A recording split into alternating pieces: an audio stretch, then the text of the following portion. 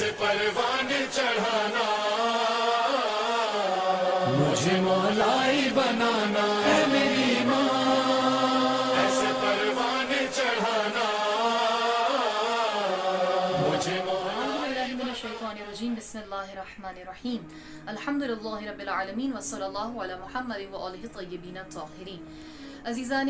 गिरामी, आज से हम जिस बहुत इंतहाई अहम मौजू की जानिब आप तमाम हज़रात की तवज्जुहात को मबज़ूल कराना चाहते हैं, वो तरबियत औलाद है, जो वालिदैन की ज़िंदगी में एक इंतहाई अहम मरहला है और इंतहाई अहम फ़रीज़ा है कि जिस तरह से परवरदिगार आलम ने नमाज, रोज़ा, हज और ज़कात इन तमाम तर फ़राइज़ को वाजिब करार दिया है, बिल्कुल उसी तरह से औलाद की तरबियत को वाजिब करार दिया है। ये किस कदर अहम फ़रीज़ा है और ख़ास तौर पर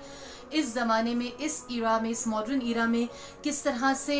ज़िम्मेदारियाँ और ज़्यादा संगीन हो गई हैं, वालिदैन की ओर बढ़ गई हैं कि जब हमारे सामने इंटरनेट का और मुख्तलिफ इलेक्ट्रॉनिक गैजेट्स का चैलेंज एज ए चैलेंज हमें सामना है और बच्चों की तरबियत और ज़्यादा मुश्किल हो गई है कि हम उनको बचा सकें उन तमाम तर बाहर के अवामिल से कि जो उनकी तरबियत के ऊपर, हमारे फ़राइज़ के ऊपर बहुत ही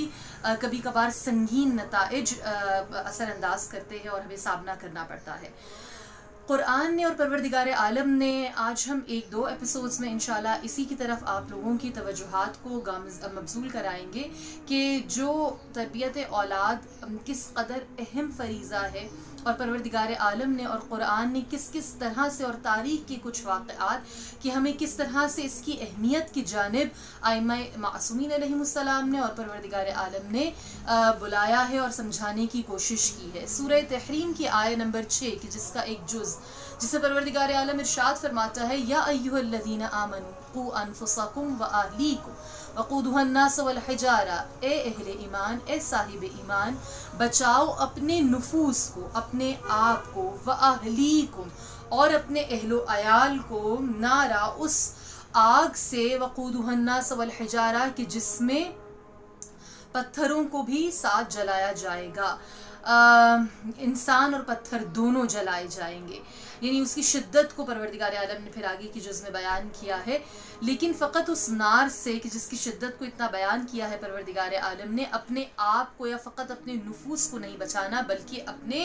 अहलो अयाल को, कि जिनमें बहुत अहम अगर हम देखें मेंबर्स, फैमिली मेंबर्स आते हैं, वो आपके बच्चे हैं कि जिनकी ज़िम्मेदारी परवरदिगार आलम ने आपके ऊपर करार दी है।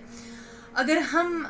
डायरेक्ट आइम्माए मासूमीन अलैहिमुस्सलाम के तरबियत याफ्ता अफराद को देखें कि उन्होंने इस मौजू को किस कदर अहमियत दी है और किस कदर संगीन ज़िम्मेदारी गर्दाना है वालिदैन की, उनमें एक सर फहरिस्त हमें वाक़या जो मिलता है और हस्ती मिलती है वो जनाब हुज्र इब्न अदी की है। शाम में जिनका रोज़ा वाक़या है, बहुत से सामीन और हज़रात ने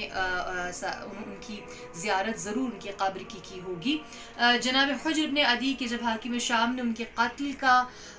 हुक्म दिया और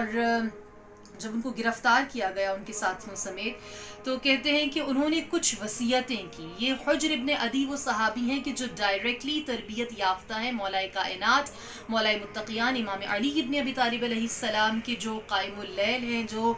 साइमुन नहार हैं, जो हाफिज़ हैं और बहुत सारी खुसूसियात के हामिल हैं। बहुत सी क्वालिटीज़ बताई गई है और फ़ज़ाइल बयान किए गए हैं। तो सोचिए कि जो डायरेक्ट तरबियत याफ्ता हो, इमाम अली का, इमाम हसन और इमाम हुसैन अलैहिस्सलाम की का सर्कल जिन्हें नसीब हुआ है और साथ उन्होंने तरबियत पाई है और देखा है तमाम तर मामलात को, तो जब उनको गिरफ्तार किया गया तो तारीख़ कहती है उनके साथ उनका बेटा भी मौजूद था।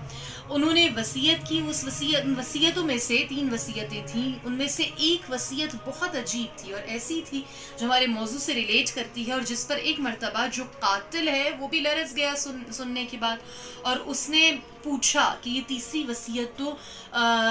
इंसानी मोहब्बत की और शफ़क़त के बरखिलाफ़ है। और वो तीसरी वसीयत क्या थी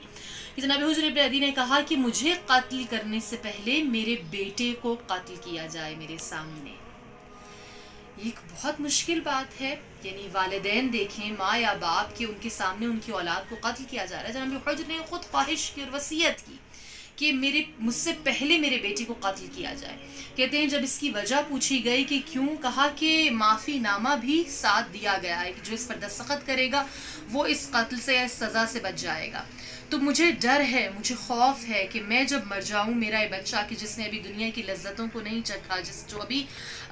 اس عمر سے نہیں گزرا کہ دنیا اسے فریب دے سکتی ہے، دنیا کی جال سازی کے اندر آ سکتا ہے، یہ مکر اور فریب جو دنیا کا ہے اسے دھوکہ دے سکتا ہے، یہ ابھی اس عمر سے گزر رہا ہے، یہ نہیں گزرا، اس نے ابھی اس خوبصورتی اور رنگینیوں کو نہیں دیکھا، تو کہیں ایسا نہ ہو کہ میرے اس دنیا سے جانے کے بعد یہ اپنے ایمان کو فروخت کر دے، یعنی اپنے ایمان کو ضائع کر دے، اس کے ہاتھ سے زائل ہو جائے، معافی نامے پر دستخط کر دے اور اپنے عقیدے کو، اپنے دین کا سودا کر لے۔ یہ بات ہماری توجہات کو ایک مرتبہ مبذول کراتی ہے